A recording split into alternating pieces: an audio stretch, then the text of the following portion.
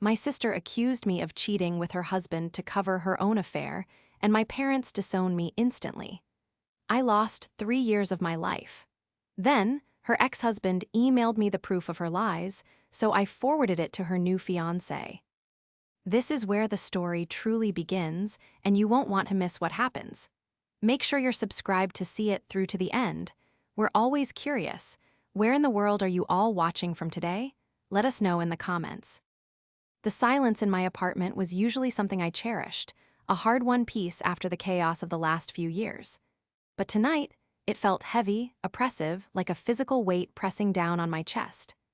I was curled up on the sofa, wrapped in 3 layers of blankets, shivering despite the heating being cranked up to 75. The flu had hit me like a freight train 2 days ago, leaving me weak, feverish, and pathetically lonely. My head throbbed with a rhythm that matched the rain lashing against the window pane. I reached for my mug of tea on the coffee table, my hand trembling slightly, partly from the fever, partly from the sheer exhaustion of existing in a world that had decided I was a pariah. I took a sip, wincing as the hot liquid burned my sore throat. I set the mug down and glanced at my laptop, which was glowing softly in the dim room. I had left it open to distract myself with a movie, but the screen had gone black, save for a single notification box in the top right corner. New email, mark subject, I just heard what she told them. My breath hitched. I stared at the name, my heart hammering against my ribs so hard I thought it might crack them. Mark. I hadn't seen or heard from Mark in 3 years. Not since the day my life imploded. Not since the day my sister, Clara, stood in my parents' living room, tears streaming down her perfect face, and screamed that I was the reason her marriage was over. I shouldn't open it. I knew I shouldn't. Opening that email would be like picking at a scab that had only just begun to scar over. But my fingers moved of their own accord, driven by a desperate, masochistic need to know. I clicked the notification. The email client opened, filling the screen with blinding white light. Rachel. I know we haven't spoken. I honestly didn't think you'd ever want to hear from me again. I've been living in Chicago for the last 3 years, trying to forget everything that happened with Clara. But yesterday, I ran into your cousin, Sarah, at a conference. I asked how you were doing. She spat in my face, Rachel. She told me I was a pig for sleeping with my wife's sister. She told me that you and I destroyed the family. I stood there for 10 minutes, letting her scream at me, completely confused. Then it clicked. Clara didn't tell them why I left, did she? She didn't tell them about the money she stole from our joint accounts. She didn't tell them about her boss. She told them it was you. I am attaching everything. The bank statements, the chat logs, the timeline. I thought I deleted this stuff years ago when I tried to move on, but I found a backup on my old drive. You didn't deserve this, Rachel. I am so sorry. Mark. I read the words 3 times.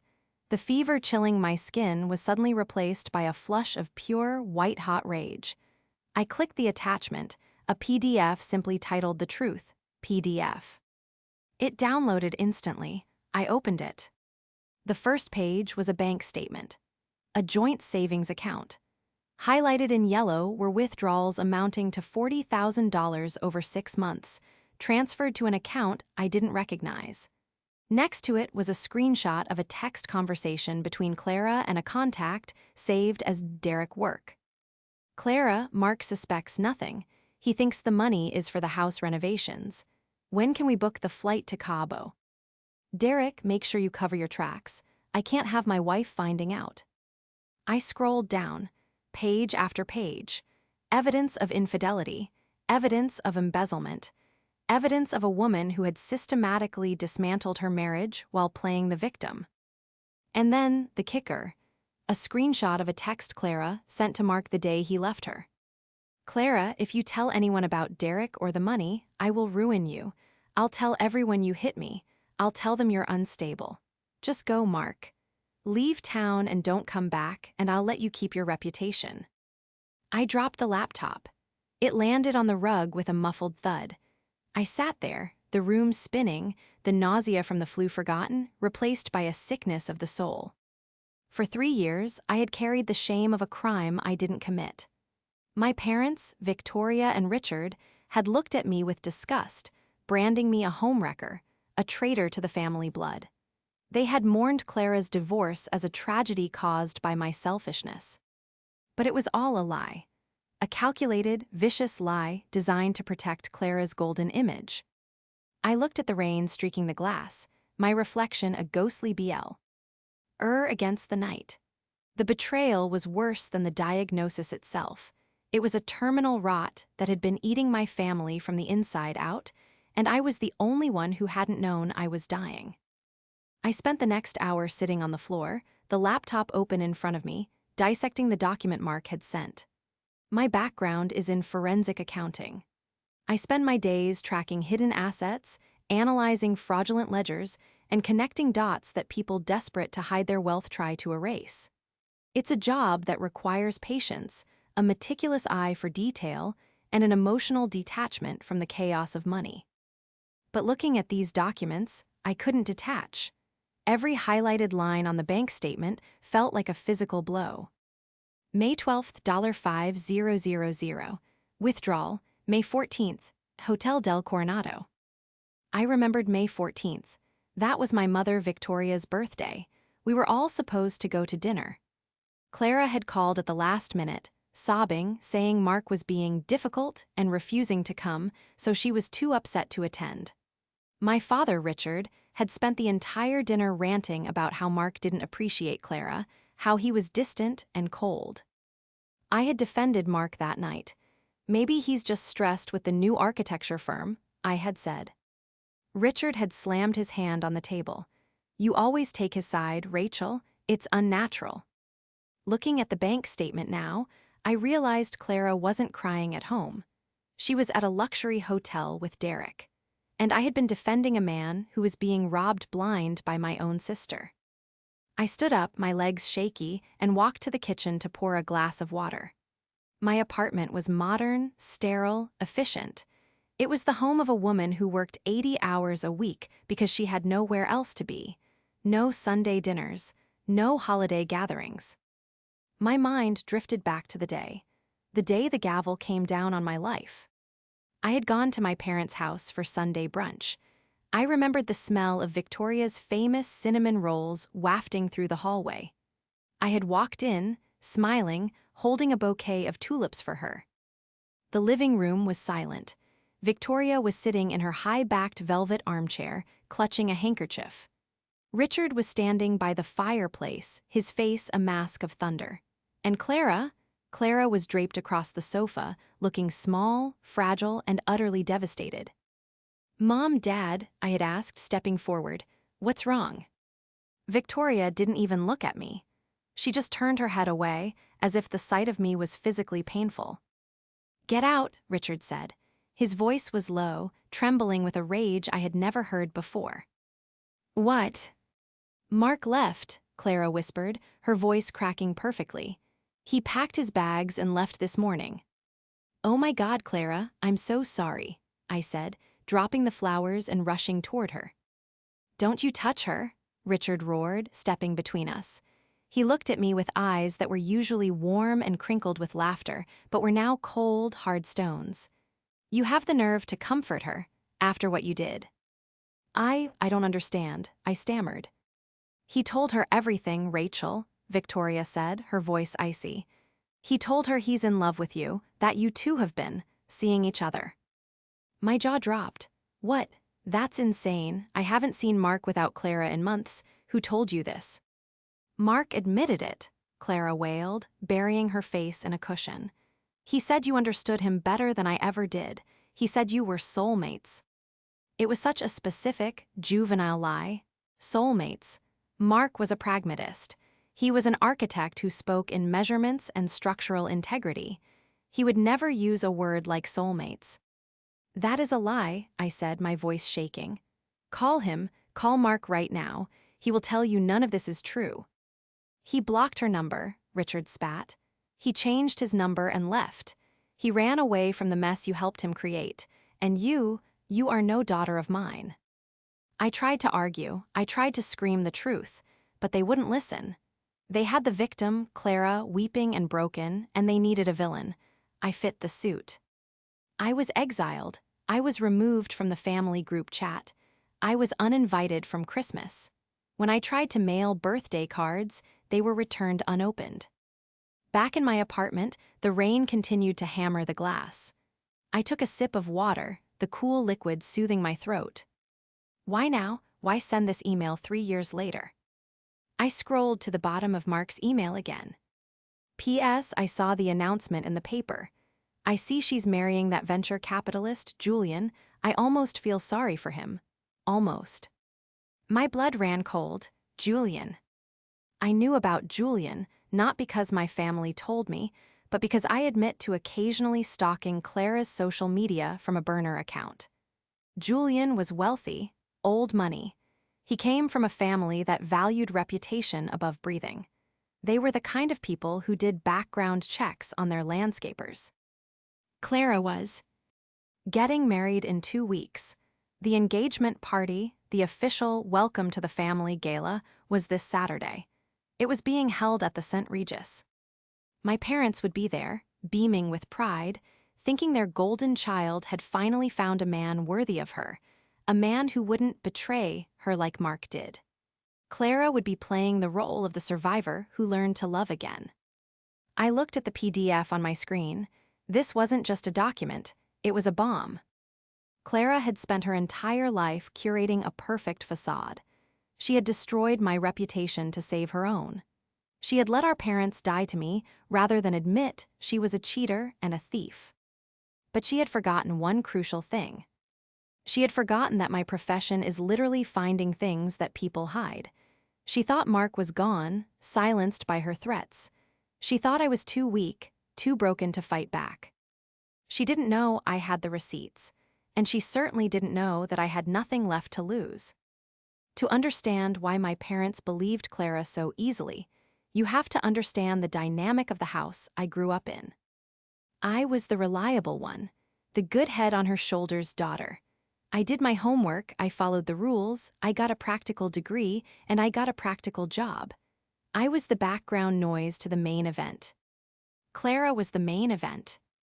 Clara was 3 years older, blonde, charismatic, and radiated a kind of helpless charm that made people want to save her. If Clara broke a vase, it was because the vase was placed precariously. If I broke a vase, I was clumsy. Victoria, my mother, lived vicariously through Clara.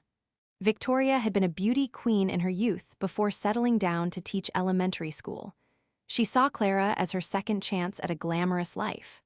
Richard, a lawyer who prided himself on logic, somehow lost all of it when it came to his eldest daughter. He saw her as a delicate flower that needed constant protection from the harsh realities of the world. For years, I played into it. I was the safety net.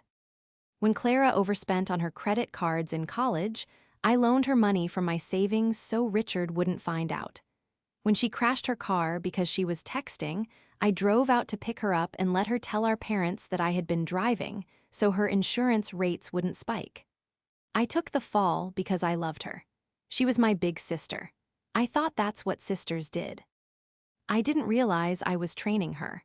I was teaching her that she could set fires, and I would always be there with a bucket of water. The man she was about to marry, Julian, was the ultimate prize. I had done a little digging. Old habits die hard. Julian's family owned a massive pharmaceutical distribution network. They were pillars of the community. Julian himself was 40, never married, and reportedly traditional. Translation: he wanted a wife with a spotless reputation. Clara must have spun him a beautiful tragedy. The tale of the innocent wife betrayed by her lecherous husband and her wicked sister. It was the perfect story to hook a man with a savior complex. I looked at the photo of Clara on the invitation that had been posted online. She was wearing white, of course. She looked angelic, gazing up at Julian with wide, adoring eyes. But I knew the real Clara. The Clara who, at 15, blamed me for stealing money from Victoria's purse when she needed it for cigarettes. The Clara who smiled sweetly while whispering to my high school boyfriend that I was clingy until he dumped me. The Clara who was currently sitting on a throne of lies built on my back. I thought about Victoria and Richard. I missed them despite everything. I missed my dad's grilling in the summer. I missed my mom's Christmas cookies. But that nostalgia was tainted now. They hadn't just taken Clara's side, they had reveled in the drama. They had enjoyed the moral superiority of casting out the sinner. They enabled this monster. I sat up straight on the floor, the blankets falling away. The fever felt distant now, replaced by a cold, sharp clarity. I wasn't just going to send this email to Julian. That would be too easy. Clara could talk her way out of an email. She would say Mark faked it. She would say I was jealous and trying to sabotage her happiness again. She would cry, and Julian, like Richard before him, would believe the tears over the truth. No, I needed something undeniable. I needed to present this information in a way that couldn't be spun, couldn't be dismissed, and couldn't be ignored. I looked at the clock. It was 2:00 a.m. on Wednesday. The engagement party was Saturday night. I had 3 days. I pulled my laptop closer and opened a new file. I didn't open a word processor. I opened my professional forensic accounting software, the suite I used for court-admissible evidence presentation. I named the project file Case Study Clara. I wasn't going to that party as a sister. I wasn't going as a guest. I was going as a professio. Now, and I was going to audit her life. I didn't sleep that night. The fever had broken, replaced by an adrenaline high that felt like electric current humming under my skin. I converted my dining room table into a war room. My laptop was the command center, flanked by 2 external monitors I dragged out of the guest room closet. I brewed a pot of coffee strong enough to strip paint and got to work. Mark's PDF was the foundation, but in my line of work, a single source is never enough. It's a lead, not a verdict. To destroy a narrative as carefully constructed as Clara's, I needed corroboration. I needed independent verification that no amount of weeping or gaslighting could explain away. I started with Derek. Mark's text logs showed a phone number. I ran it through a skip tracing database I subscribed to for work, a tool usually reserved for finding debtors who have skipped town. The number wasn't registered to a Derek. It was a burner phone, prepaid, untraceable. Smart. Clara was careful. But she wasn't forensic accountant careful. I went back to the bank statements Mark had sent. The withdrawals were cash, mostly, hard to trace. But there were 3 specific charges on the joint credit card that Clara had claimed were wedding expenses for a friend. June 12th, $450, Lux Car Service, Lowe's Angels. June 13th, $2,100, the Beverly Hills Hotel. June 14th, $300, Spago. I cross-referenced these dates with Clara's social media archive. On those exact dates 3 years ago, Clara had posted a photo of herself in bed with a migraine, captioned, "So sad to miss the girls' weekend. Send wine." I zoomed in on the photo. The lighting was dim, the curtains drawn. But in the corner of the frame, sitting on the nightstand, was a room service menu. It was blurry, but the logo was distinct. Green script, pink background. The Beverly Hills Hotel. She hadn't even left the room to take the fake sick photo. I felt a cold thrill of satisfaction. This was the crack in the armor, but I needed to link it to Derek. I needed a face. I went back to the money transfers. The larger sums, the thousands of dollars siphoned from their savings, went to an LLC called Apex Consulting. It sounded vague, corporate. I pulled the business registration records. Apex Consulting, registered agent Derek Vance. I ran Derek Vance. He wasn't a work colleague, as the contact info in her phone suggested. He was a personal trainer with a history of small claims court judgments against him for unpaid rent and a suspended license for driving under the influence. Then I found the connection I was looking for. I pulled up the public venue registry for Clara's upcoming wedding to Julian. The wedding planner listed was a high-end agency, but the florist, The florist was listed as Petals and Vines. I ran Petals and Vines. It was a shell company. It had no website, no Yelp reviews, and its business address was a P.O. box in Van Nuys. The registered owner. Derek Vance. My heart stopped, then restarted with a violent thud. She wasn't just cheating on Mark 3 years ago. She was actively embezzling money from her current wedding budget, money that undoubtedly came from Julian to pay her old affair partner. Was it blackmail? Was she still seeing him? I dug deeper into Julian's family business filings. I couldn't see his personal accounts, obviously, but I could see the wedding registry and the budget announcements made in the society pages. This was a 6-figure wedding. If Clara was funneling Julian's money to Derek through a fake vendor, this wasn't just a moral failing. This was fraud, grand larceny. I sat back, the light from the monitors washing over my face. I had been operating on the assumption that Clara was just a selfish woman who got bored. But this was pathological. She was a parasite. She moved from host to host, draining them dry before discarding the husk. I looked at the time, 7:00 a.m. The sun was rising, casting a gray light over the wet city streets. I had the gun.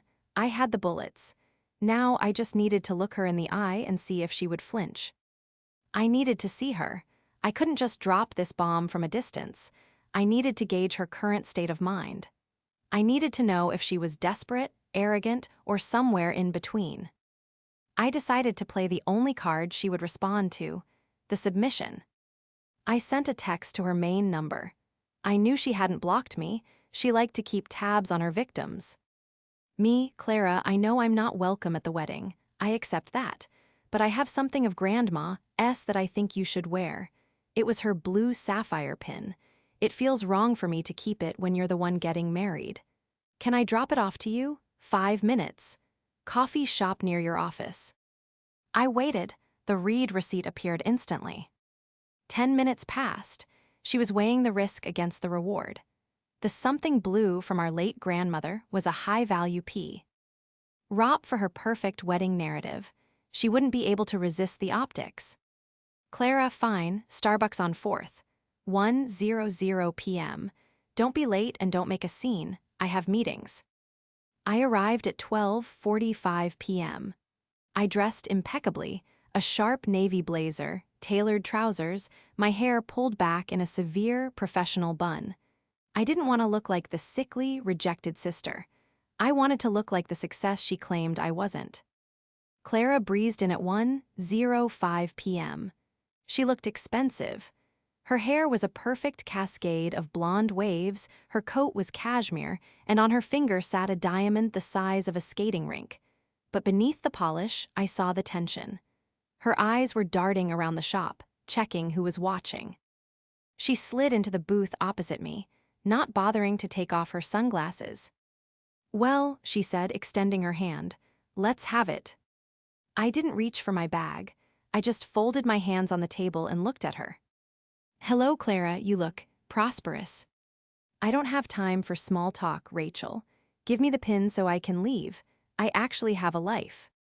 "I didn't bring the pin," I said calmly. Clara's jaw tightened. "Excuse me, you wasted my time too." "I brought news from an old friend," I interrupted. "Mark says hello." The color drained from her face so fast it looked like a physical reaction to a drop in cabin pressure. She froze, her hand hovering over her latte. "I don't know what you're talking about," she hissed. "I haven't spoken to that loser in years." "He emailed me, Clara, yesterday." She laughed, a brittle, nervous sound. "And he wants you back, that's rich. 2 failures comforting each other." "He sent me the bank records," I said, my voice dropping an octave, becoming dead serious. "The withdrawals to Apex Consulting, the text messages to Derek." Clara went still. Absolute, statue stillness. Behind her designer sunglasses, I knew her eyes were widening in terror. "He's lying," she whispered. "He forged them." "I verified them," I countered. "I traced the LLC. I know about the Beverly Hills hotel trip on Mom's birthday. I know everything." She ripped her sunglasses off. Her eyes were hard, flinty beads of hate. "You listen to me," she spat, leaning across the table. "You breathe a word of this to Mom and Dad, and I will destroy you. I mean it, Rachel. I will tell them you're harassing me. I will get a restraining order. I will tell Julian you're mentally unstable." "Like you told them I slept with Mark?" I asked. "Does Julian know about Derek? Does he know his wedding florist is actually your ex-lover who you're paying off with his money?" That was the strike, the precision blow. Clara gasped, her hand flying to her mouth. You stalked me." "I audited you," I corrected. "There's a difference." "You can't prove that," she stammered, but her voice lacked conviction. The arrogance was gone, replaced by pure, unadulterated panic. "I can," I said, "and I will. Unless you tell them the truth, tell Mom and Dad what you did. Tell them you lied about me. Clear my name, Clara, that's all I want. You can keep Julian, you can keep the money, just give me my parents back."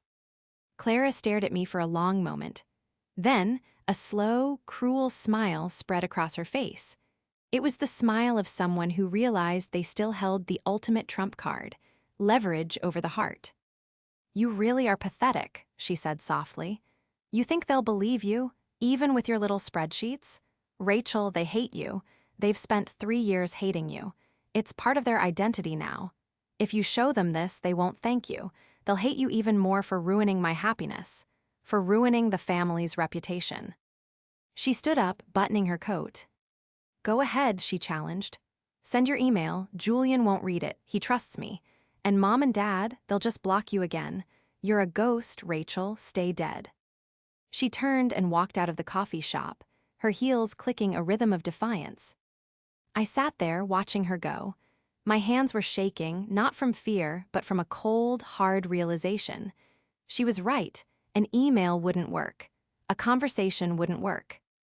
She needed to be dismantled, publicly, irrefutably. By the time I got back to my apartment, the war had already begun.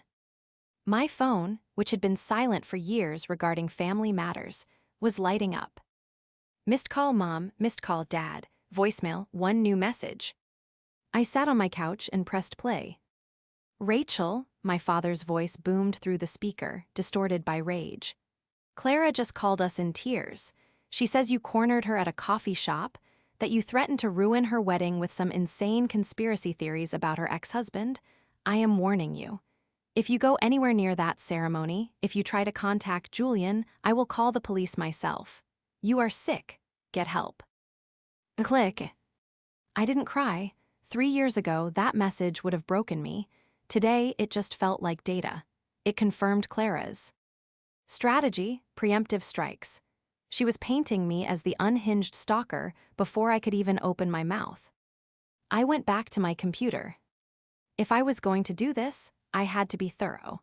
I couldn't just prove she cheated on Mark. I had to prove she was a danger to Julian's family.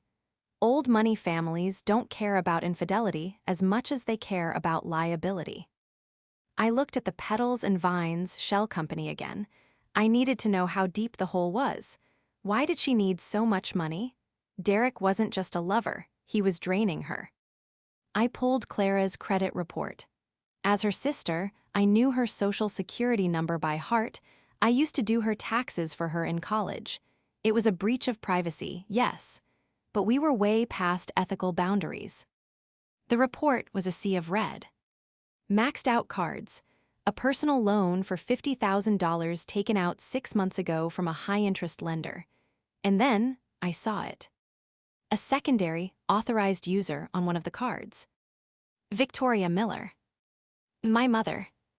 Clara had added Mom to one of her credit cards, likely for emergencies, and had run up $20,000 in debt in Mom's name.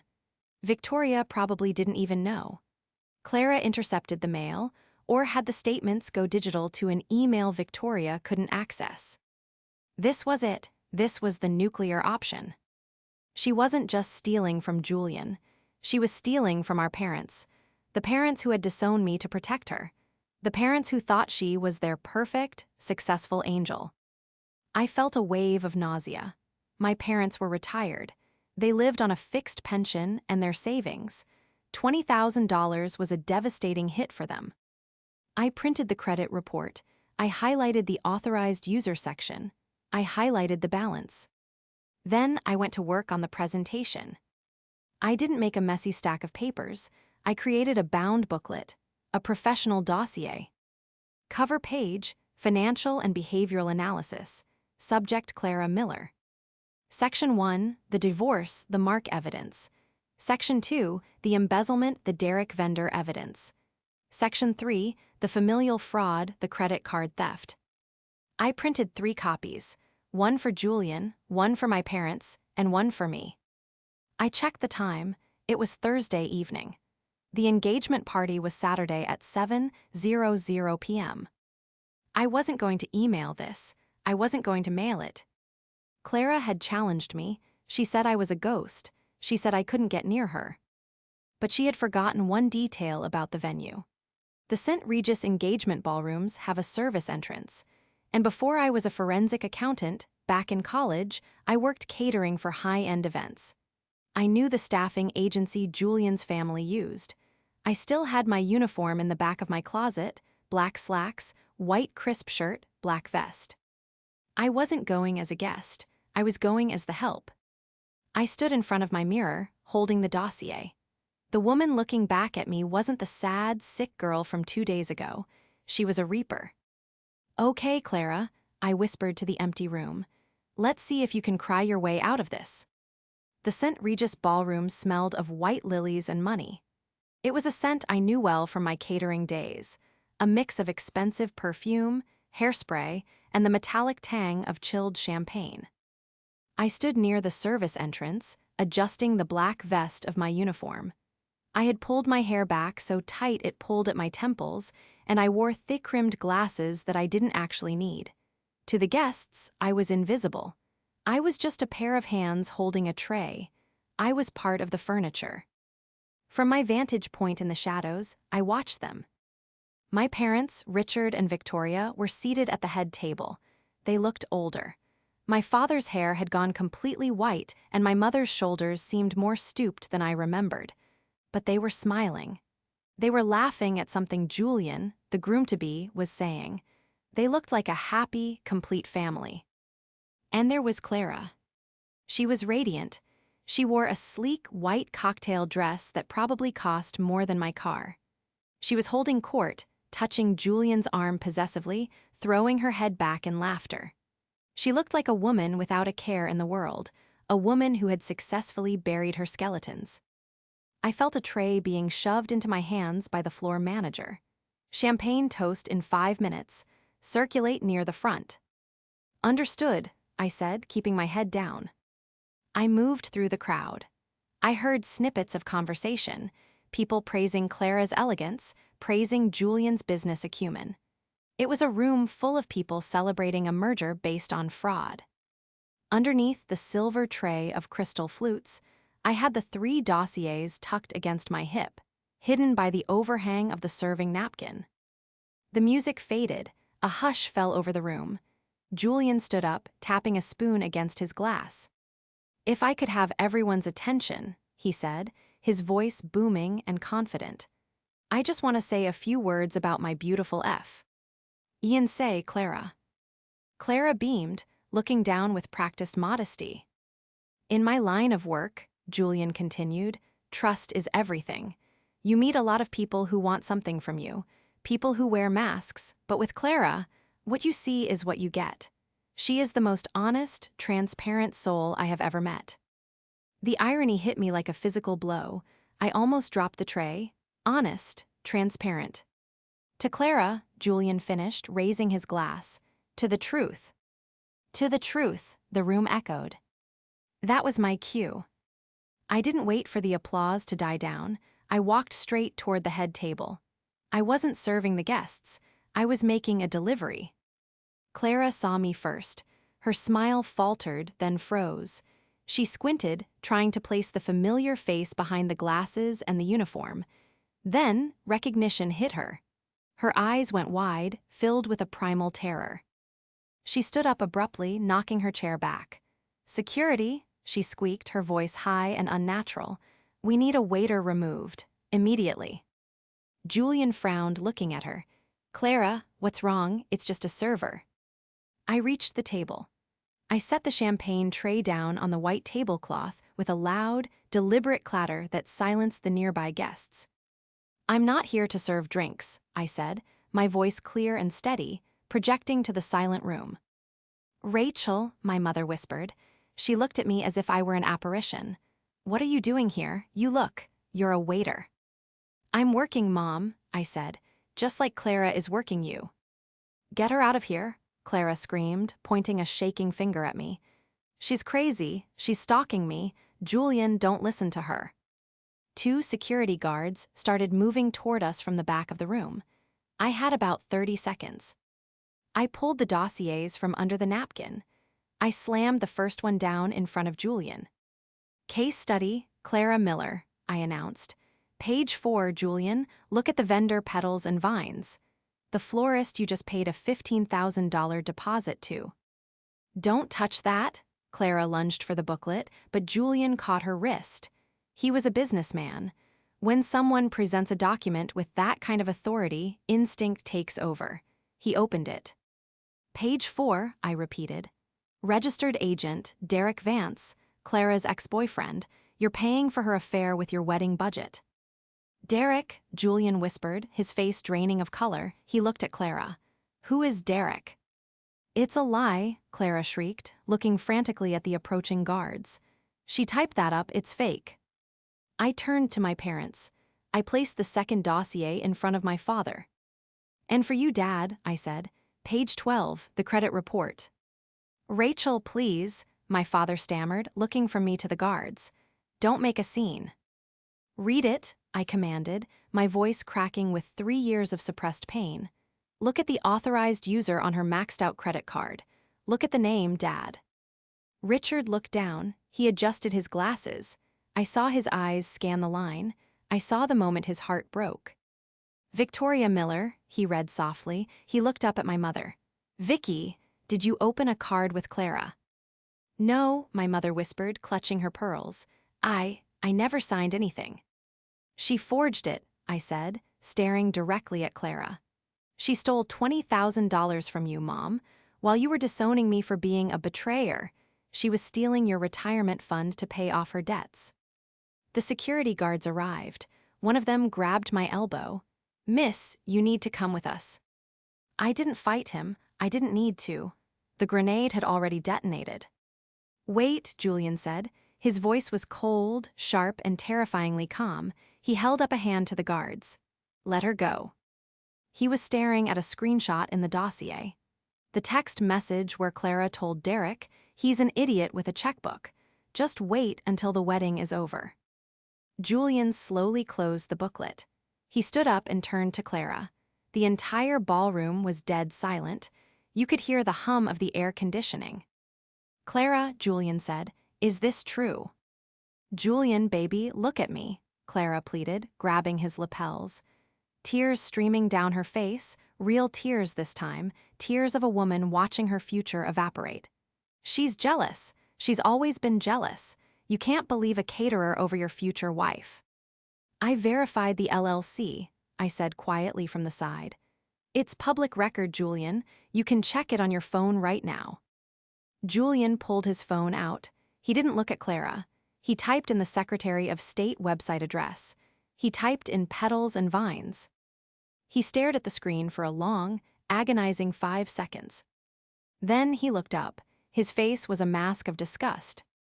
"Get your hands off me," he said to Clara, peeling her fingers off his suit jacket as if she were contagious. "Julian, please," Clara wailed, dropping to her knees. It was a performance, but the audience had left the building. "The engagement is off," Julian announced to the room. He looked at his parents. "Mom, Dad, I'm sorry. Everyone, please go home." "And you," Julian said, turning to my parents. "If this credit card fraud is true, I suggest you get a lawyer, because I'm certainly getting one to recover my deposit." My father sat there, slumped in his chair, staring at the dossier. My mother was weeping silently, her hand covering her mouth, looking at Clara, the golden child, who was now sobbing on the floor, surrounded by the ruins of her lies. I straightened my vest. I looked at them one last time, the family that had thrown me away. "Enjoy the party," I said. And then I walked out the service door, leaving them in the spotlight they had always wanted. The fallout was swift, brutal, and entirely public. Because Julian came from a prominent family, the cancellation of the wedding made the local society columns. But the real story played out in legal filings. Julian wasn't a man to be trifled with. He pressed charges against Clara and Derek for fraud and embezzlement regarding the fake vendor payments. Since the amount was over a certain threshold, it was a felony. My parents, faced with a $20,000 debt they couldn't pay on their fixed income, had to make a choice. They could pay it and lose a chunk of their savings, or they could file a fraud affidavit stating Clara had opened the account without their consent. If they filed the affidavit, the debt would be wiped, but Clara would face identity theft charges. For the first time in their lives, they didn't choose Clara. They filed the affidavit. 3 weeks after the party, I was sitting in my office at work, analyzing a spreadsheet for a new client, when the receptionist buzzed me. "Rachel, there are 2 people here to see you, a Mr. and Mrs. Miller. They say they're your parents." I froze. My hand hovered over the mouse. Part of me, the little girl who just wanted her mom, wanted to run to the lobby. But the woman I had become, the woman who had survived 3 years of isolation, stayed seated. "Send them back," I said. They walked into my office tentatively. They looked 10 years older than they had at the party. My father was holding his hat in his hands. My mother was clutching her purse like a shield. They stood in the doorway, looking at my framed degrees, my clean, organized desk, the life I had built without them. "Rachel," my dad said, his voice cracking. "Hi, Dad, Mom." I didn't stand up. I gestured to the chairs opposite my desk. "Sit." They sat, the silence stretched, thick and heavy. We saw the police report," my mother started, her voice trembling. "About Mark, about everything. Mark sent us a letter too after you exposed her." "I know," I said. "He told me he would." "We are so sorry," my father said, tears welling up in his eyes. "We should have listened, we should have asked, we couldn't believe she would do that. She was always." "She was the favorite," I finished for him. "They didn't deny it, they couldn't." "We lost you," my mother whispered. "We threw away the wrong daughter. We know we can't fix it. We know we don't deserve your forgiveness. But we miss you. We just want to know if there's any chance we can be a family again." I looked at them. I saw their regret. It was genuine. They had been manipulated by a master, yes, but they had also been willing participants in my exile. They had chosen the easy narrative over the hard truth. I thought about the 3 years of birthdays I spent alone. I thought about the flu I fought through by myself. "I can't go back to how it was," I said honestly. "I can't be the safety net anymore, and I can't pretend the last 3 years didn't happen." "We know," Richard said quickly. "We don't expect you to." "But," I continued, feeling a weight lift off my chest, "I don't want to be strangers. I don't want to carry this anger anymore. It's too heavy." I stood up and walked around the desk. I didn't hug them, not yet. That would take time. But I leaned against the edge of the desk and looked them in the eye. "We can start with coffee," I said. "Once a month, and we build from there. But no talk of Clara. She's not part of my life anymore. Is that understood?" "Yes," my mother breathed, relief washing over her face. "Yes, absolutely." "And Dad," I looked at him, "next time, you ask for the evidence before you pass the sentence." He nodded, shame coloring his cheeks. "I promise." They left an hour later. It wasn't a perfect ending. There were no big group hugs or magical erasure of the past, but it was real. It was a start. That night, I sat on my balcony with a glass of wine. My phone pinged. It was an email from Mark. Subject, thank you. Message, I heard what happened at the St. Regis. Legend, thank you for clearing my name, Rachel. I hope you find some peace. I smiled and took a sip of wine. I opened my laptop one last time. I found the folder lab. Eld case study Clara. Inside were the bank statements, the photos, the credit reports, the arsenal I had used to reclaim my life.